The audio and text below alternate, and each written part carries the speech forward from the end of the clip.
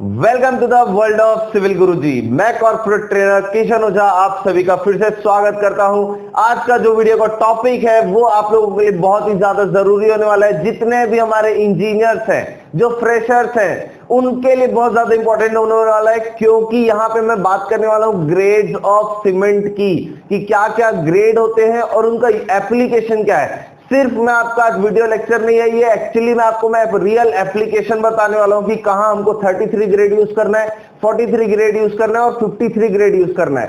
तो सबसे पहले वीडियो को स्टार्ट करने से पहले मैं आप लोगों को बताना चाहूंगा एक बहुत ही अच्छा कोट जो मैं अपने आप से रिलेट कर पाता हूं, आप लोगों से शेयर करना चाहूंगा कि education is the passport to the future, for tomorrow belongs to those who prepare for it today. मतलब कि आपको आगे बढ़ने के लिए हमेशा पढ़ते रहना है। फ्यूचर के लिए जो आपको एक एजुकेशन चाहिए, पढ़ना कभी मत छोड़िएगा, क्योंकि आपकी लर्निंग होगी तभी आपकी अर्निंग होगी। तो इसी कोट के साथ हम इस वीडियो को शुरू करते हैं, जिसमें मैं सबसे पहले बात करने वाला हूं जो हमारे ग्रेड्स ऑफ सीमेंट होते हैं। तो सबसे पहले मैं ग्रेड ऑफ सीमेंट को एक्सप्लेन कर दूं। तो ग्रेड, यहाँ पे जो ग्रेड होता है सीमेंट का वो होता है 33 ग्रेड, 43 ग्रेड और 53 ग्रेड। अब ये 33, 43, 53 क्या है? ये है आपकी compressive strength of cement after 28 days. मैं अगर ग्रेड की बात कर रहा हूं मतलब उसके कंप्रेसिव स्ट्रेंथ की बात कर रहा हूं। देखते हैं उसको कैसे और अच्छे से समझा जा सकता है। अब मैं अगर स्ट्रेंथ की बात करूं सीमेंट की 33 ग्रेड का, तो मेरे अगर 3 डे में आपका 16 न्यूटन पर mm स्क्वायर होता है, 7 डेज में आपका 22 न्यूटन पर mm स्क्वायर होता है, वैसे ही 28 डेज में आपका 33 न्यूटन पर mm स्क्वायर होता है। तो आप देख पा रहे होंगे कि 33 ग्रेड जो होता है आपकी, वो होती है compressive strength of cement after 28 days. Similarly अगर मैं 43 ग्रेड की बात करूं तो आपका 3 डेज में 23 न्यूटन पर mm स्क्वायर, 7 डेज में 33 न्यूटन पर mm स्क्वायर और 28 डेज में 43 न्यूटन पर mm स्क्वायर। इसी का मतलब ये है कि 33 ग्रेड अगर आप यूज कर रहे हैं मतलब उसकी कंप्रेसिव स्ट्रेंथ जो है आफ्टर 28 डेज वो 33 न्यूटन पर mm स्क्वायर है। 43 यूज कर रहे हैं तो 28 डेज बाद आपकी जो कंप्रेसिव स्ट्रेंथ होगी वो 43 न्यूटन पर mm स्क्वायर होगी। और 53 ग्रेड का अगर यूज कर रहे होंगे तो आफ्टर 28 डेज आपकी जो स्ट्रेंथ आएगी वो आएगी 53 न्यूटन पर mm स्क्वायर। और इस चीज को और अच्छे से समझते हैं। अब यहां मैं डिटेल्स के बारे में बात करने वाला हूं कि 33 ग्रेड, 43 ग्रेड और 53 ग्रेड के क्या क्या आपके डिटेल्स हैं। अगर इंडियन स्टैंडर्ड की बात करूं तो 33 के लिए हम लोग IS 269 प्रीफर करते हैं, 43 ग्रेड के लिए आपका IS 8112 और 53 ग्रेड के लिए आपका IS 12269। अब बात करें हीट ऑफ हाइड्रेशन की, तो इसमें आपका लोअर रहता है, 43 ग्रेड में भी लोअर रहता है, 53 ग्रेड में हायर रहता है। हीट ऑफ हाइड्रेशन की बात करें तो जैसे ही आप सीमेंट में पानी मिक्स करते हैं वैसे ही आपका हीट ऑफ हाइड्रेशन स्टार्ट हो जाता है। जो मिनिमम वाटर रिक्वायर्ड होता है हीट ऑफ हाइड्रेशन के लिए वो होता है आपका 0.36।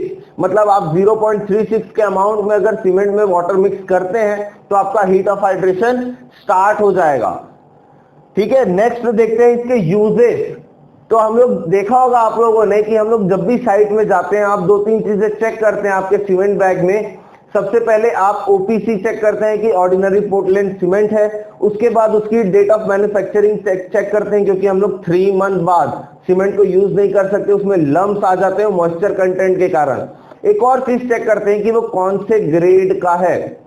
तो आप लोगों ने खुद साइट में देखा होगा कि ज्यादातर जो हम लोग सीमेंट यूज करते हैं वो OPC 43 ग्रेड का यूज करते हैं। 33 ग्रेड आपका बहुत कम यूज होता है और वो भी कंपैटिबल है आपके M20 के मिक्स से पहले। अगर आप M10, M15 तक के आप सिर्फ कंक्रीटिंग करवा रहे हैं तब आप 33 ग्रेड का सीमेंट यूज कर सकते हैं। अगर 43 ग्रेड के यूजेस की बात करें तो सुटेबल फॉर PCC, ठीक है। उसके बाद RCC works up to M30 तक में आप जितना भी RCC वर्क कराते हैं अपने बीम का, कॉलम का, फुटिंग का, स्लैब का, वहां पे आप 43 ग्रेड का सीमेंट यूज कर सकते हैं पर अप टू M30 के डिजाइन तक में। फिर all types of finishing work मतलब जितना भी हमारा प्लास्टरिंग होता है वो उसमें भी आप 43 ग्रेड का सीमेंट यूज कर सकते हैं। अब 53 ग्रेड का आप बात करें वो कहां यूज होता होगा। जितने भी स्ट्रक्चर्स है आपके M30 के ऊपर जिनमें हमको M30 से ज्यादा मिक्स का कंक्रीट प्रिपेयर करवाना है, उन स्ट्रक्चर्स के लिए हम लोग 53 ग्रेड का सीमेंट यूज करते हैं। अब इसके एप्लीकेशन की बात करें तो 33 ग्रेड आप जनरली जहां यूज करते हैं वो पैरापेट वॉल्स में, कंपाउंड वॉल्स में आप यूज कर सकते हैं 33 ग्रेड को। 43 ग्रेड को आप यूज कर सकते हैं प्लास्टरिंग वर्क में, टाइलिंग वर्क में, फ्लोरिंग में, pathways, finishing works of bridges, water retaining structure, मतलब आरसीसी वर्क में आप 43 ग्रेड का सीमेंट यूज कर सकते हैं, but up to M30 mix, जिसमें आप पूरा फिनिशिंग वर्क के साथ साथ आरसीसी मेंबर्स का भी आप 43 ग्रेड यूज करके कंस्ट्रक्शन कर सकते हैं। अब 53 ग्रेड की बात करें तो suitable for high strength of concrete structure such as column, beam and footing. यहाँ पे मैं M30 के बाद के मिक्स की बात कर रहा हूँ। M30 से बाद का आपका मिक्स है, तब आप वहां पे उसको कॉलम के लिए यूज कर सकते हो 53 ग्रेड का, बीम के लिए यूज कर सकते हो, फुटिंग के लिए यूज कर सकते हो, स्लैब के लिए यूज कर सकते हो। उसके साथ साथ में ही हाई राइज बिल्डिंग्स जो भी होती हैं, जितने भी डैम्स प्रिपेयर होते हैं, जितने भी हाई राइज बिल्डिंग प्रिपेयर होती है, वहां पे हम लोग 53 ग्रेड का ही सीमेंट यूज करते हैं। ठीक है, फिर अब मैं बताऊंगा आप लोगों को कि ये कैसे 43, 33, 53 हम लोग कैसे डिसाइड करते हैं कि आपका स्ट्रेंथ कितना होगा। उसके लिए हम कंप्रेसिव स्ट्रेंथ ऑफ सीमेंट करते हैं।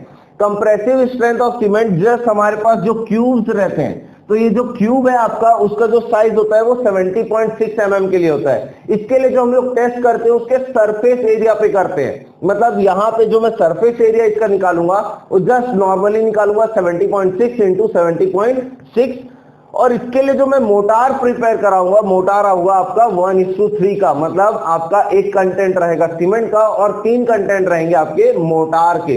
उसका मिक्स बना के मैं इन क्यूब्स में फिल कर दूंगा, जिसमें रिफर करूंगा IS 4031 को। अब यहाँ पे जब मैंने मिक्स प्रिपेयर कराया, मिक्स प्रिपेयर होने के बाद आपका जो मिक्स है उसको हम लोग क्यूब्स में फिल कर देंगे। क्यूब्स को अच्छे से वाइब्रेशन में करेंगे, मतलब उसको हम लोग 2 मिनट तक के वाइब्रेटर में रखेंगे। जितने भी वॉइड्स हैं कि मेरे सीमेंट पेस्ट में, मैं उन वॉइड्स को हटाने के लिए उसको वाइब्रेटर में रखूंगा 2 मिनट के लिए। फिर क्यूब्स आपके प्रिपेयर हो गए, उसके बाद हम उनको सेट करने के लिए छोड़ देते हैं। जैसे ही आपका सेट हो जाता है, आपको ये ध्यान रखना है कि कंप्रेशन टेस्टिंग मशीन में ले जाने से पहले उस क्यूब में कोई भी क्रैक्स या श्रिंकेज डेवलप ना हो। ठीक है, तो अपन 3 क्यूब जनरली प्रिपेयर करते हैं साइट के लिए।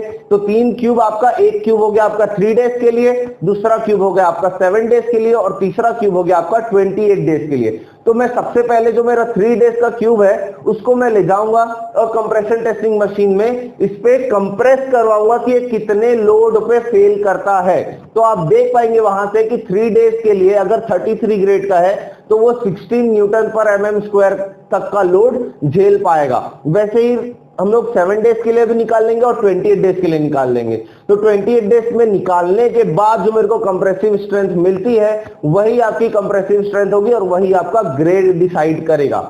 तो दोस्तों, अगर ये वीडियो आपको अच्छा लगा हो तो आप इस वीडियो को लाइक कर दीजिए, और अगर आप चैनल में नए हैं तो आप सब्सक्राइब बटन पर क्लिक कर दीजिए और बेल नोटिफिकेशन ऑन कर लीजिए, ताकि आगे आने वाली वीडियोस की नोटिफिकेशन आप सभी को मिल सके। जैसे कि मैंने अपने वीडियो की शुरुआत की थी कि लर्निंग कभी मत छोड़िएगा, तो आगे आप लोगों से रिलेटेड और भी वीडियोस हमारे चैनल में आप लोगों के लिए अवेलेबल है, जिससे आप अपनी लर्निंग बढ़ा सकते हैं। तो पढ़ना कभी मत छोड़िए दोस्तों, पढ़ते रहिए। इसी तरह से मैं आप लोगों के लिए वीडियोस लाते रहूंगा। तब तक के लिए मिलते हैं दोस्तों नेक्स्ट वीडियो में। करना है खास तो चलो हमारे साथ, करना है खास तो चलो हमारे साथ, सिविल की बात गुरु जी के साथ।